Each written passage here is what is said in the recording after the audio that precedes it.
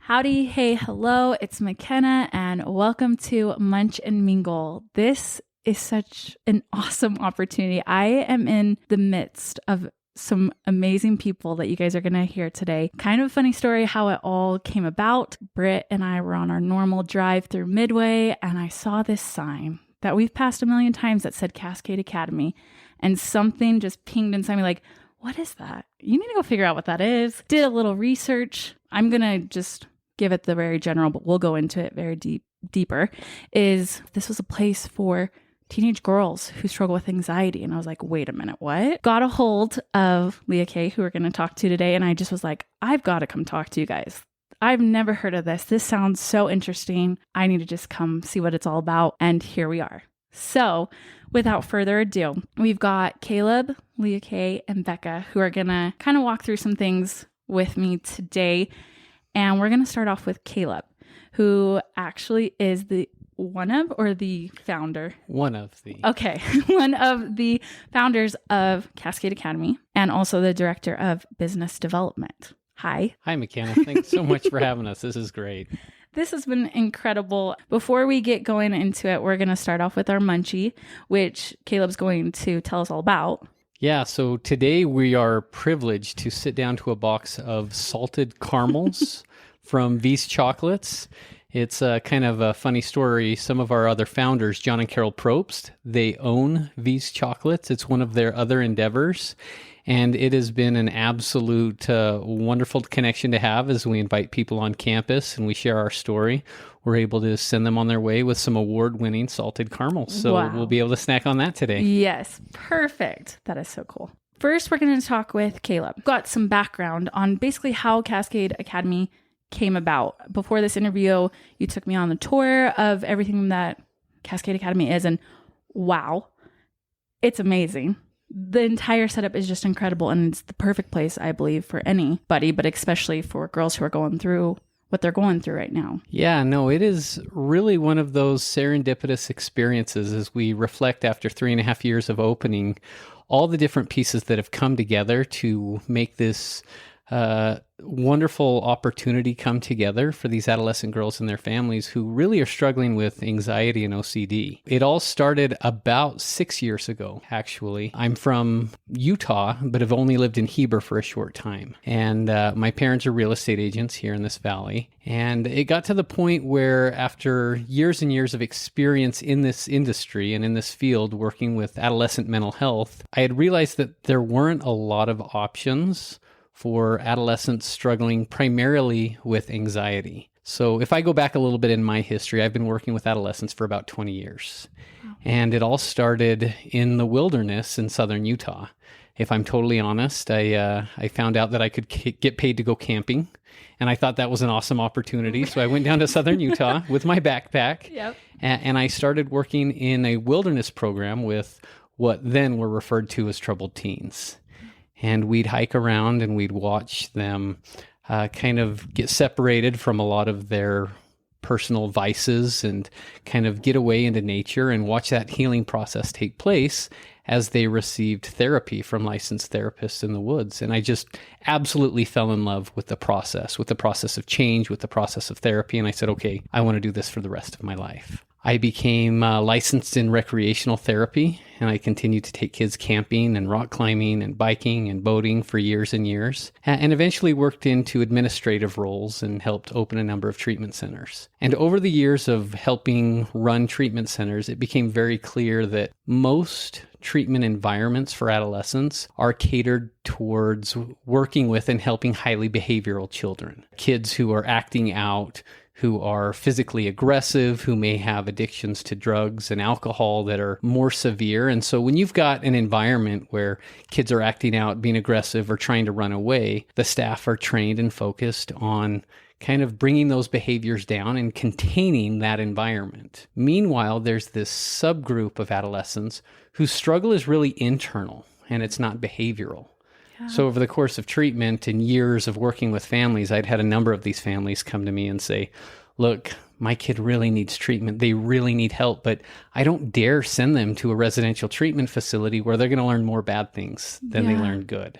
And that was preventing a lot of kids and families from getting the help that they needed. Well, living here in this beautiful Heber Valley, specifically in Midway, we found this beautiful home for sale. It's a 13,000 square foot home on 3 acres. I approached the owners and I said, hey, we want to open a residential treatment center and really specialize in working with these adolescents whose primary issue is anxiety and OCD related behaviors. It means they don't have drug addictions. They're not running away. They're not aggressive. They're not having these outward expressions of frustration, but it really is internal, and it turns into depression, and it turns into self-harm and suicidality. And if it's not addressed, it can really become a large problem. And when I shared this vision and this dream with the homeowners, John and Carol, their hearts were touched, and they reached out to me and they said, no, we don't want to sell you our home. We want to be a part of this dream. We want to offer this space and this environment. We want to be your financial partners, and we want to help you make this happen, which was one of the most wonderful partnerships that I really ever could have hoped for. Initially, I just kind of laughed and I said, well, you guys don't know anything about treatment. You don't know anything about clinical work. And they laughed and they said, isn't that great? You can hire all the right people and do it your way, and we'll just make sure you have the means that you need to make sure you do it well. That has allowed us to maintain integrity to our clinical model.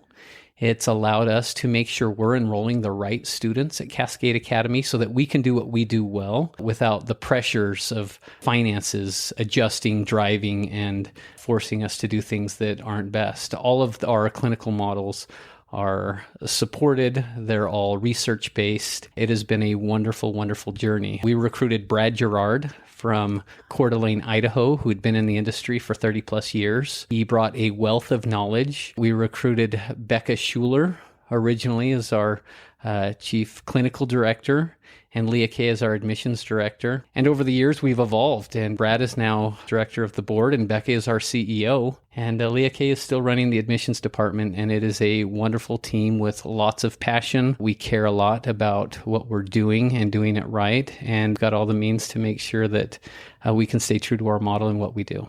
It's an incredible story.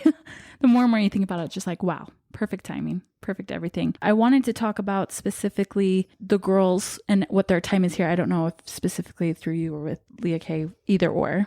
Yeah, I'm going to let LeaKae talk a little bit about the families that we serve and the families that we don't serve. And then Bekah will kind of jump into some of the more clinical implementation of what we do. Hi.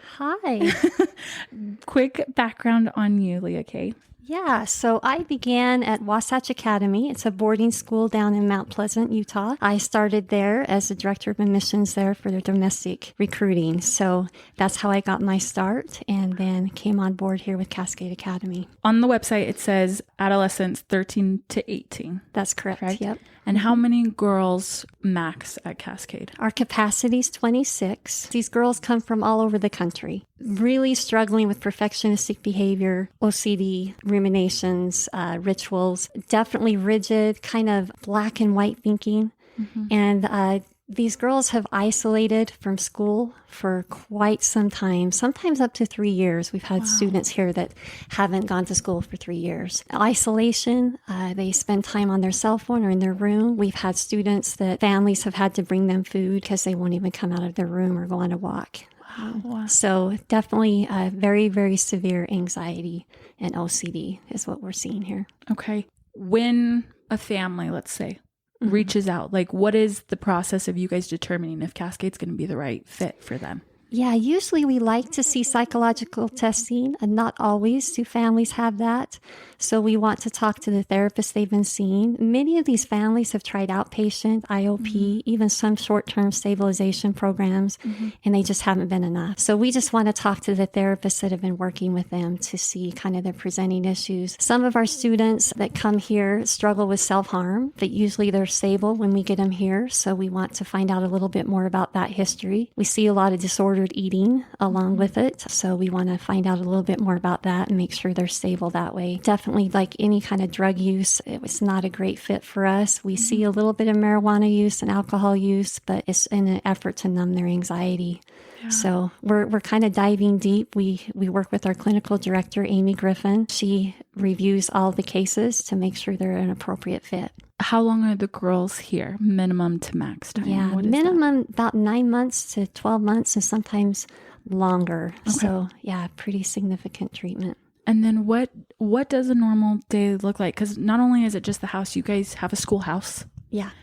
What does a day look like for the girls when they're here? We do some physical exercise every morning. They get a good breakfast from a couple of our wonderful chefs. Mm-hmm. And then they have some free time. They do get technology, their cell phone eventually. That's part of our program because they've used it to avoid usually. And then they go to groups led by our clinicians, and then lunch, and then a wellness walk. And then academically, we're supporting them from 1 to 6 with some live instructors on our core curriculum classes. After that, dinner and some activities in the community and more groups. So a lot of clinical time, about 20 hours of clinical hours a week. Wow. There's always staff on hand because even overnights, right? That's right. Okay. Wow. How many staff members are there? Yeah, so ratio is a 1 to 4. And usually we have even a few more because OCD and anxiety is treated, and Bekah will get into this more with ERP, exposure response prevention. So some of these exposures are led by our mentor staff. So they're very trained and ready and prepared for any kind of panic attack or any kind of anxiety that we see, and then definitely helping with these exposures from day to day. So we run a higher ratio of mentors than required. And it sounds like they're going to go do a lot of activities. When I came here, they're all coming home from the aquarium right now. That's right. That's so awesome. That's part of the treatment is getting them out and doing things in the community. Caleb had said that sometimes they can even get jobs while they're out here. Yep. We encourage them to get a job as well. Biggest thing is the transition home. We had talked about before, your guys' approach is really different than any other treatment center. That's right. Yeah, most treatment centers, they graduate them, send them home. And we decided that with our girls that are highly anxious is probably not a great setup for them. Yeah. We continue the individual therapy, the family therapy, and the academic support for about 4 to 8 weeks after they go home. We make sure they're connected with the correct professionals in their area so they get the academic help that they need and also the therapist that specializes in ERP. Wow. If there is someone out there who's looking, maybe it's like, hey, this could be really good for our situation. Is that process just reaching out directly online, directly to you? How does that go about? Yeah, they can give us a call on our main number on the website, and we have our emails listed on the website. So just reach out to us. Happy to help. Would love to make recommendations if we're not the appropriate fit. Obviously, there's many that suffer with anxiety, and many of you are mothers that have children. And if you have any kind of questions or concerns, please give us a call. Last thought. What has been for you the most rewarding part of working here? Oh, my job is very difficult as I talk to these parents who have been struggling for years with their child and seeing them suffer. And the best part of my job is seeing that graduation day and these students standing up and talking about their experience and how they've grown and how Cascade Academy has changed the trajectory of their life. There's nothing more rewarding than that. I love that. Thank you so much. And I hope I said, LeaKae, you are the director of admissions. That's correct. Got to make sure that's out there. Okay. Yeah. Thank you. And then we're going to pass it over to Bekah. As we heard earlier, she is the CEO, but also is a licensed mental health therapist. Kind of wanted to just dive into what you're seeing a lot here. You know, you and I were talking before. I think you could help a lot of my listeners who might even just be struggling, whether it just be normal anxiety or postpartum anxiety, whatever. It can range from so many things. Yeah, absolutely. Happy to talk to you about whatever you think is going to be helpful. Anxiety is a difficult problem, right? A lot of times people aren't sure if it's anxiety, if it's just a normal thought, when something is a problem, when it's just them. Whatever clarity we can bring to people, I'm happy to talk about. Love it. And let's do a little bit of a background on you. How did you get to where you are? Yeah, so I'm a clinical mental health therapist. I've been doing that for about 15 years now. My first passion was working with adolescents in residential treatment. One of the things I've always loved about it is that you get to know them so very well. You get to see things 24 hours a day, 7 days a week about how things are going on.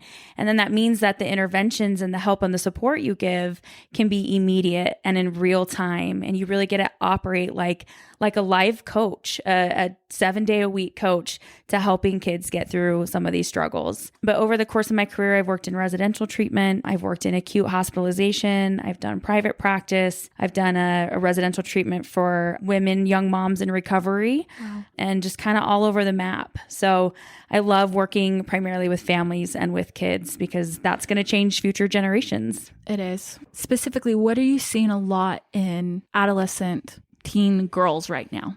What are the struggles of anxiety stemming from OCD? So much anxiety, right? And I think there's a lot of reasons for that. I don't think there's just one. One thing we do know is that anxiety is genetic. Some reports will say up to 80% of anxiety is hereditary. I definitely believe that, right? Not only are we passing on genes that are related to anxiety, but anxious parents parent differently than non-anxious parents. I think we have a lot of extra challenges for our young women today. Social media, right? We know is so correlated with anxiety and depression. The way I like to describe it is everyone gets to watch the world's highlight reel, but they don't get to see the reality that other people are struggling and that life isn't perfect. Yeah. And so there's this pressure to make everything look great and filtered filtered from the hard things of life too. And that doesn't do them any service. I think there's a lot that goes into it, but nonetheless, the trend is we have a population of adolescents who qualify for clinical anxiety disorders. And we have a population of adults who have clinical anxiety disorders. And we know only 36% of people who have an anxiety disorder actually go seek treatment, which is heartbreaking because it is the most common disorder and it is one that is highly treatable. Wow. So if girls, I imagine, are coming in a lot with social media, how does that, I'm assuming they're not on social media when they're here? Not initially. Okay. So we like our kids to have a break from that, to really have some space and a respite, and to have time just to focus on themselves and evaluate all of the pieces that have been contributing to them not being well. Eventually, our kids do start to get access to their phones, their friends over text message, their Instagram account, perhaps. It's monitored and it's time limited and we're very thoughtful about it. But our philosophy is whatever our kids are going to do after Cascade, we want them to practice while they're here so that when issues come up, like maybe online bullying or comparing yourself to other people or using the phone or electronics as an avoidance or an escape, we want to address those issues here because that's probably what's going on at home. 100%. Are there then boundaries or techniques that you teach them? First and foremost, we are a big fan of monitoring systems. So there's lots of good options out there for families about how to monitor their kids' technology and what it'll flag them for in terms of use, what apps they're using, what is being said on text messages. First, you have to have the information, right? You have to know what's going on. And another piece of that information is knowing for them how it's been a tool in their avoidance or sometimes also a help, right? There's a lot of good things about technology too, mood tracking apps and really good resources and meditation and journals. There's great things that technology can be used for too. So our goal is to help the kids develop a healthy relationship with technology, but to do that, it has to be a conversation all the time because it's something that's so easy to slip into and start using negatively or in a way that's not going to be helpful. What are some other things that you're seeing? Caleb and I spoke about obviously the pandemic, how that brought a whole lot of anxiety, either if it was like underground, under deep, and then it came to surface, or did it start really? I don't know. How do you deal with that? Yeah, I think my philosophy would probably be that there was already a likelihood or propensity for anxiety and that Pandemic really expedited it, right? It took the issues that were maybe already there or being managed because there was resources and we were going to school and we had teachers and we had clubs and we had sports. And it took all of those buffers away and those experiences away and unintentionally really encouraged isolation equaling safety. And when you pair that with an anxiety disorder or OCD, which says, this is the only safe way I can live, then it really magnifies all of those processes and stops challenging the need to get out and to live and to show up to school the next day and to go see that friend. And so when you take all of those things away, it's really easy just to stay in that cave. And so when it was time for kids to start going back and and not even just kids, adults, all of us, right? Like the first time I was at a stadium full of people, it was like overwhelming. Yeah. How much harder was that for our kids in this developmental time to say, nope, we gotta go back now, when 2 years of their life was a lot of messages of scariness. Yeah. What are you teaching the girls then? How are they getting out of that cave? Yeah, that's a great question. So we talk a lot here about the cycle of anxiety, and that is the most important thing for anyone to know. This is good for everybody. So the cycle of anxiety, you can imagine this little circle, and it starts with there's some sort of anxiety that's triggered from somewhere. Sometimes we don't know where the anxiety is triggered from, and actually that might be okay, right? But as long as we can identify we're triggered by something. Yeah. Our next step is we want to avoid it or neutralize it, right? So we don't do the thing. We don't go to school. We don't turn in our test. We don't go to the social gathering with our friends. We don't show up to the thing that we've been worried about. And temporarily, the next step in that cycle is we feel better. We have short-term relief. Oh, phew, okay, don't have to deal with that now. Right. And if we do that over and over and over again, we get entrenched in a pattern of avoidance. So our job here, anybody working with anxiety, is to help us recognize what our own cycle of anxiety and our own cycle of avoidance is and start moving towards the feared thing so that our body and our brain can unpair panic and like the sheer terror of these imaginary outcomes, frankly, to reality. So we're going to go move towards the fear, and we're going to practice that over and over again and build what we call self-efficacy. How do the parents respond to that? Because I only have a 2 and a 1-year-old, but I imagine having a teen, challenging them to do that. How do you work not only with the kids, but the parents on that? It's a whole family issue, right? We said it's genetic, and anxious parents parent a certain way. And as a parent, we're hardwired to make our kids feel comfortable, right? We don't want our kids feeling uncomfortable and scared. And so in some instances, it feels so counterintuitive. I like to tell the story of when my daughter was learning how to swim, and she was at the edge of the diving board, and I totally trusted her swim instructors. Everything was 100% safe. She was super ready to next step is jump off the diving board. And she was terrified, right? Yeah. She's sitting at the edge and I'm watching her like, come on, baby, you can do it. And her swim instructor comes over and says, okay, do you need help? And she says, yeah. And they picked her up and tossed her in. And then they caught her and they helped her swim to the edge. And she was so proud of herself, right? Yeah. But how many parents would have been like okay, I'll toss you in, right? That's a hard thing to do. It's hard to push our kids and make them feel uncomfortable even when we know what's right for them. And so sometimes that's why you need a team and you need a support system and you need other people to help you challenge your kid in a village mentality. We kind of talked about with LeaKae how the day looks here with meeting, the girls. They're all assigned a therapist here. Yep. We have 4 wonderful clinicians on our treatment team, and they work with their student from the time that they get here through graduation. Okay. And they meet weekly for individual therapy. They meet weekly for family therapy. They're doing coaching sessions with families. We provide a parent workshop for our new parents where we're going over 2 days worth of our philosophy of treatment and their role and how they can help. And then they can experience some of it too. We actually take them on a rock climbing adventure. They're doing improv. So they're experiencing some of the challenges of things that are typically intimidating for people too. And that really builds the empathy of this is what my child's being positively challenged with every day, right? For growth. So the parents are getting to get a little bit of that therapy. They're involved heavily with that. Absolutely. Then. That is incredible. That's so great. As far as transitioning home, we heard that the girls are at home, but they're still getting to meet with their clinician. How is that after? What does that look like for them? Yeah, it's been great. There's so many changes when a student goes home, right? They've been with us, as LeaKae was saying, maybe even up to a year. And now they're leaving a support system that they've gotten very comfortable with. And they're going back home. And while they're happy and that's a celebration and that's success, there's still a lot of changes.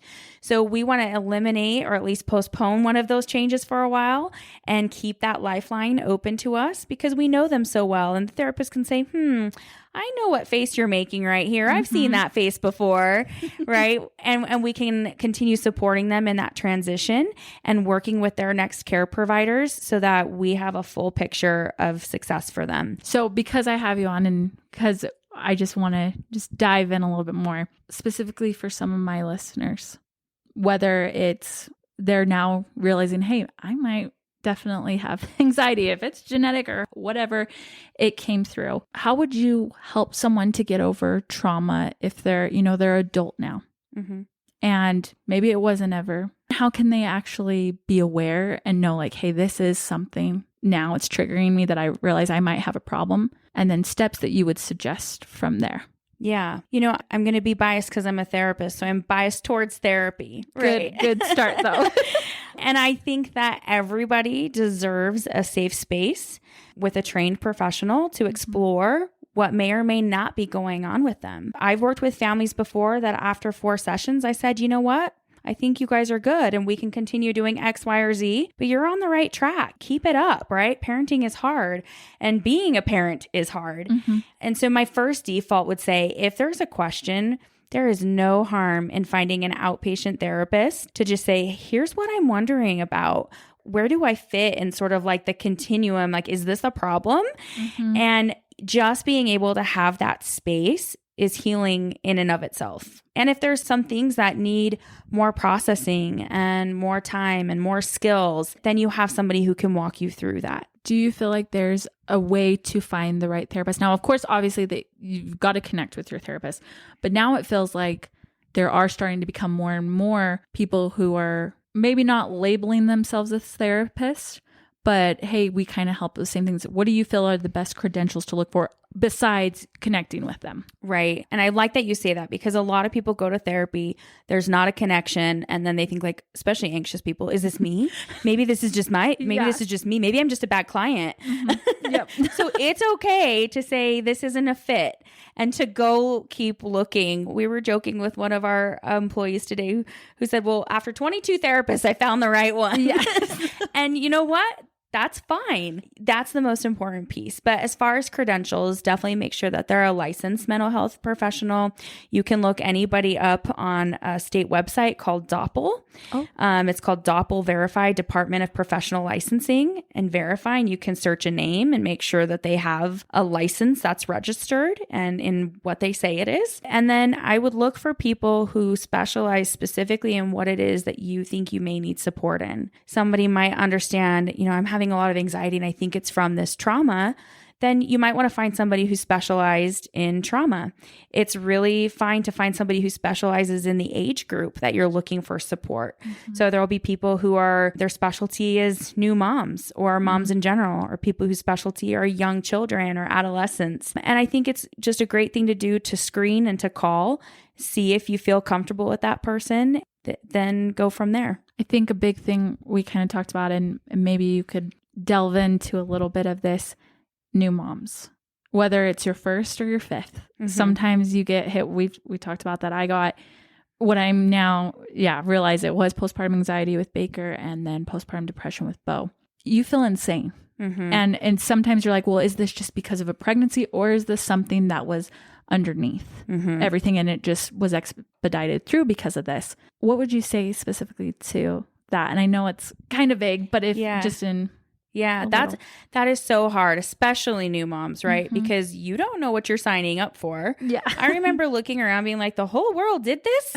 Like, how is humanity alive? Like, we just keep doing this? No one tells us how terrible this is for a minute. And bless their hearts, I don't know that all OBGYN people screen as well as they should, right?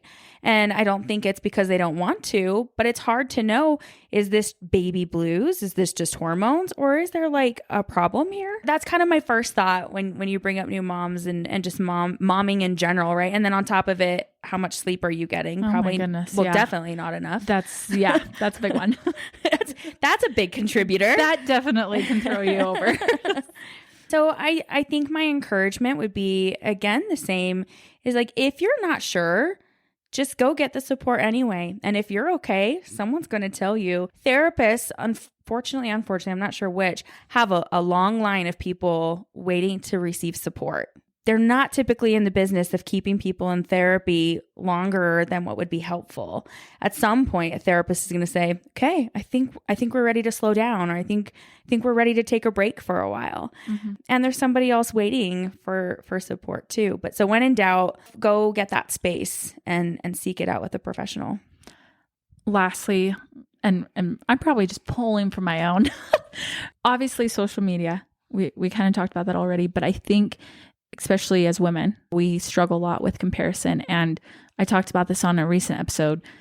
In the specific place that we live in this state of Utah, I think sometimes it can be even more that we have this need for perfection, mostly because we put it on ourselves. Mm-hmm. To my listeners who I know might struggle with the comparison or not having it all together, mm-hmm. any quick tip or any quick exercise that could help them bring them back to center or to maybe get them through that? I think there's a lot of ways to that. And you're exactly right. As far as Utah, which I absolutely love, I think we live in a wonderful place. And culturally, there is this really high expectation of what life should look like, right? We'll call it shoulding. Shoulding is a thinking error. It should be one. Like this. My house should look like this. My kids should wear these clothes. I should be doing this by time I'm whatever age. Yeah. We do a lot of that here, right? And it's different than having goals and aspirations, right? That's a positive drive of behavior versus I should be like this. It's really just looking at shortcomings and why we think we're not good enough. Mm-hmm. So I guess the first thing I would encourage people is to watch their shoulding thinking, and to challenge that, right? And to recognize that everybody's story is different, whether or not it looks the same online. Mm-hmm. I think it's really powerful to friend and have algorithms on your social media that are uplifting. There are some great people who post pictures of their kid who just threw up that day. Yeah. And they're like, this is real life, right? It's really important to have people like that in our life, lots of people like that, because that is real life. So if all we're doing is following what looks perfect on social media, then that's the lens that we think is real. Mm-hmm. And we're changing what actually is real. Right. We're kind of doing that to ourselves. So finding those strategies to connect more authentically in a more human way, to mm-hmm. find people who are talented at being vulnerable and to practice being vulnerable ourselves, gives that permission to somebody else to not be perfect too. I love that. That's so good. This has just been incredible. And I'm so grateful for all of you who have shared this. Bekah, for you, what has been the most rewarding thing about being here at Cascade? Oh, man. You have to pick one. There's a lot. We have a fabulous team. But I would agree with what LeaKae said. When I first learn about a kid before they even come here, I get so excited because I'm so happy for how they're going to leave. Mm-hmm. So much happier and living a life that they want to. So graduation day is the best. And the second best probably is when they reach out to us afterwards and say they're still doing great. Oh, yeah. Okay, that's awesome. This is an incredible space. It's an incredible place to be. Everything that you guys do, I can feel it just being here within the walls. You guys are doing an incredible thing here. And I'm just so grateful you letting us take a little sneak peek into it. Like we said before, if there is anyone out there who you think, whether it be you personally, I know I've got some teen girl listeners, or anyone that you guys know who could benefit from this, like we heard, Cascade Academy does have a website, cascadeacademy.com. You got it. Oh, perfect. Thank you for letting me come. And to whoever you are out there, just know that you are loved. So grateful you are here, and we'll see you next week. Bye.